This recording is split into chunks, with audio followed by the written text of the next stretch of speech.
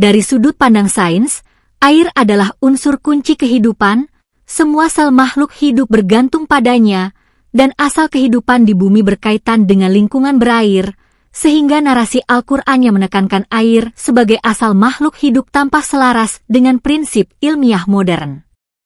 Sedangkan dalam Alkitab beberapa gambaran tentang air sering bersifat simbolik atau tidak konsisten secara ilmiah, sehingga bila ditimbang dengan logika akal sehat dan data empiris, pendekatan yang menempatkan air sebagai dasar kehidupan lebih mudah dipahami dan sesuai dengan realitas alam.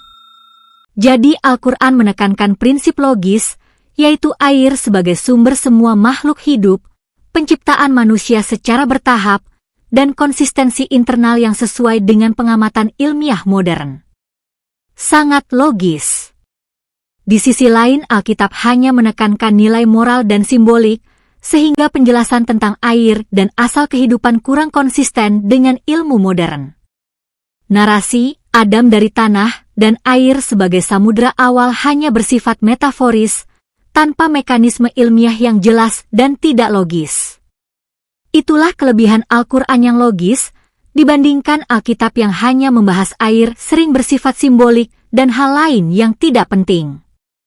Agar Anda dapat memahaminya dengan lebih baik, berikut ini pendapat Notebook LM.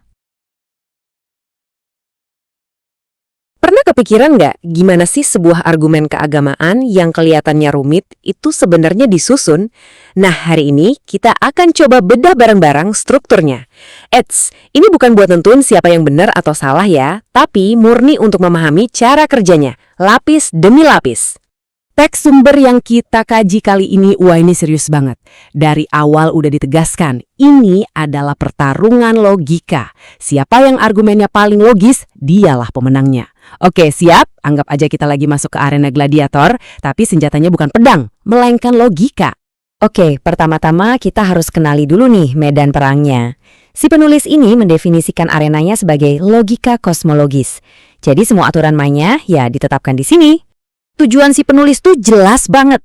Dia mau menyanggah argumen-argumen pembelaan yang udah umum dalam tradisi Kristen, dan dia mau menunjukkan apa yang menurutnya itu inkonsistensi logika dalam narasi Alkitab, terutama kalau dibandingin sama yang ada di Al-Quran.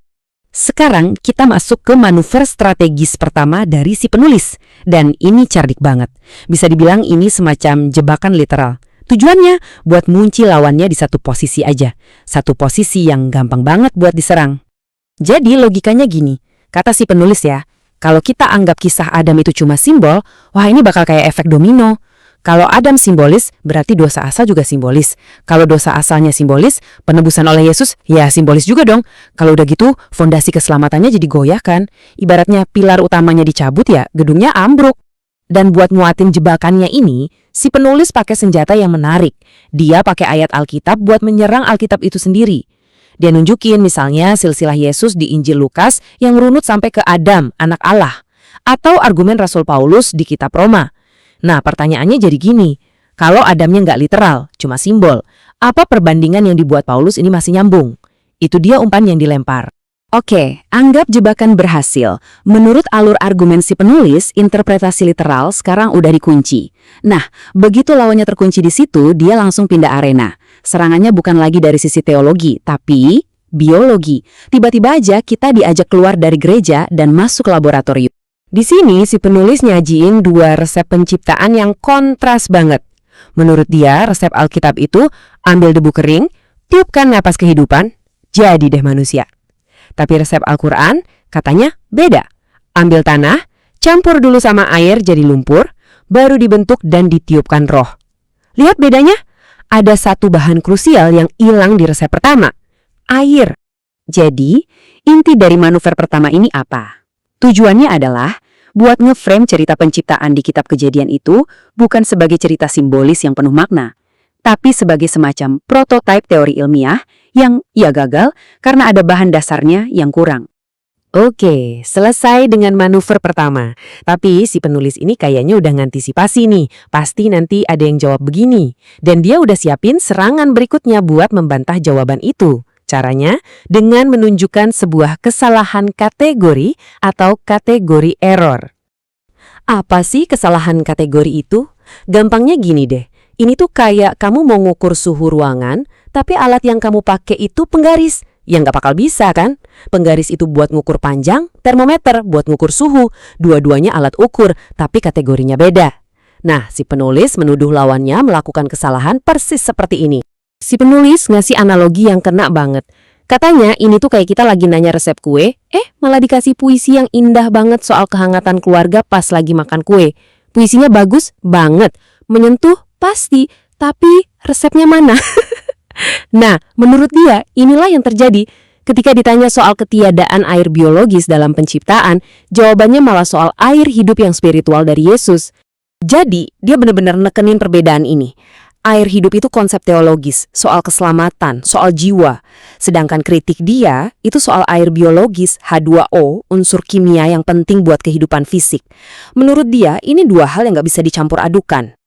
Terus, dia bandingin lagi sama narasi Al-Quran. Kata dia di Al-Quran itu kategorinya jelas dan terpisah. Ada air untuk fisik, ada ruh atau ruh untuk spiritual. Nggak ada yang tumpang tindih. Nah, perbandingan ini dia pakai untuk menunjukkan bahwa narasi Al-Quran dari sudut pandang ini lebih rapi secara logika. Oke, kita udah lihat dua manuver utama. Setelah semua argumen teknis dan bongkar pasang logika ini, disinilah teksnya mulai nunjukin wajah aslinya. Analisisnya nggak berhenti di situ. Ada tujuan akhirnya. Dan kesimpulannya, belak-belakan banget. Semua analisis tadi muaranya cuma satu. Narasi Alkitab menurut dia tidak logis, sementara narasi Al-Quran itu sangat logis. Simpel kan? Dan ini dia puncaknya. Ada ajakan langsung yang dibangun di atas kesimpulan tadi. Intinya, kalau logikanya begini, maka pilihlah yang logis. Jadi jelas ya, semua bangunan argumen tadi itu bukan cuma buat diskusi, tapi punya tujuan persuasif yang sangat kuat, sebuah ajakan untuk pindah keyakinan. Tapi kita nggak akan berhenti di kesimpulan si penulis. Justru setelah membedah semua ini, muncul satu pertanyaan yang lebih fundamental lagi. Pertanyaan bukan soal argumennya, tapi soal alat ukur yang dipakai dari awal. Pertanyaannya jadi gini, apa bisa logika ilmiah modern yang jadi andalan argumen ini dipakai sebagai satu-satunya hakim buat menilai teks-teks spiritual yang usianya udah ribuan tahun? Atau jangan-jangan ini emang kayak tadi, mencoba mengukur suhu pakai penggaris? Nah, ini dia intinya. Saat kita menganalisis sebuah argumen, kita juga harus menganalisis alat yang dipakainya. Karena pada akhirnya, pertanyaannya bukan cuma siapa yang benar, tapi apakah kita sudah menggunakan alat yang tepat untuk menemukan kebenaran itu sendiri.